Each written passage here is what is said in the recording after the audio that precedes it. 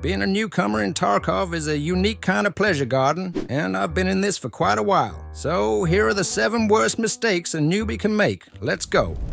The first worst mistake, which used to get me killed all the time, is haste. Running is an animation that takes time to complete. You can't shoot while running. Footstep sounds at different movement speeds, and positions of the character vary in volume. You should understand that your running can be heard by anyone within a 50-meter radius. And if you're unlucky, the enemy will spot you and you won't be able to do anything. So you need to differentiate situations when you can use running and when you can't. If you have information about an enemy, and most importantly, if they know about you and if they're far enough, then reducing the distance by running from cover to cover is normal. But if the distance is too short, it's much better to move by walking, aiming precisely at the enemy and turning the corner parallelly. I should note that there are many situations, and each one is unique. When there's no information about you, know that in heavy rain, simple movement by walking is almost inaudible. If you don't rustle bushes, avoid walking on metal, wood, and so on. The situation is similar when the enemy is running. They drown out the sound of your footsteps with their running. And the ultimate but somewhat shameful way to move silently is to go at the minimum speed while crouched. This way, there will be no sound at all. The second well-known mistake is saving on ammunition. You should understand that bullets are the last thing to economize on. You can assemble a gun for 200,000 that will kill in 20. 30 shots if you go for something like PST GZH. But you can also take a VSS for 50,000 and win with 2 or 3 shots. How to understand which bullet to choose? Open the bullet table and look. The higher the penetration, the better. Choose from the options available to you. And if the price seems high, look for alternatives in other calibers.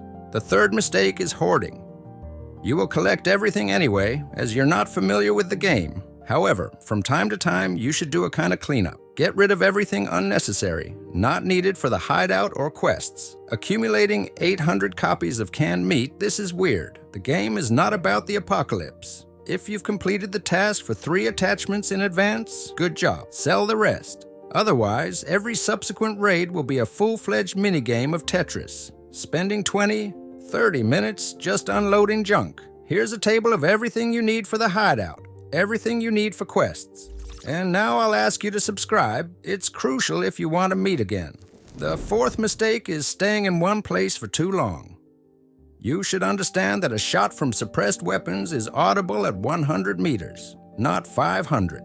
Now, imagine the face of the Tarkov player who hasn't seen other PMCs for 3 raids. He loses patience, rushes towards you like a comet. You won't have time to loot your SCAV, and he'll throw 3 RGDs at you and spray 5 times. So, if you make noise, change your position as soon as possible. The fifth mistake, partially related to the fourth, is looting for too long. Firstly, use default binds. CTRL plus LMB transfers an item to your backpack. Alt plus LMB equips it.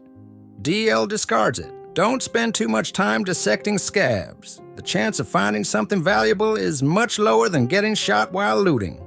Don't spend 500 years turning your helmet just to match your favorite caliber. Just grab the most valuable items and run to another place. It's even better to throw away the loot, take the enemy's items, and inspect the loot somewhere else. The sixth mistake is risky movement. When planning your route, you should consider everything, starting from the time on the timer and ending with the terrain. For example, if there's an enemy on the hill and you're below from the roadside, there are 2 options for approaching. On the right, where there's a small ditch and lots of bushes, or in the field, where there are few bushes and a flat surface. It's obvious which way to go, but you should think like this all the time. Plan your route so that you can hide at any moment. The 7th mistake is ignoring timings. Just as there's an animation for the end of running, there's also a time for the end of animations like eating, healing, throwing grenades, and reloading. These timings are different everywhere. For example, if you start healing a limb, you can almost instantly cancel this process. But if some time has passed, it will take a long time. So if you hear someone starting to heal, wait a bit. You can simply take out and swing a grenade to produce a ticking sound. But you can also switch back to your weapon, and the whole process will be faster than the full animation of throwing a grenade. That's why it's used as a trick to bait the enemy. When throwing a grenade back, try to break the distance from the enemy.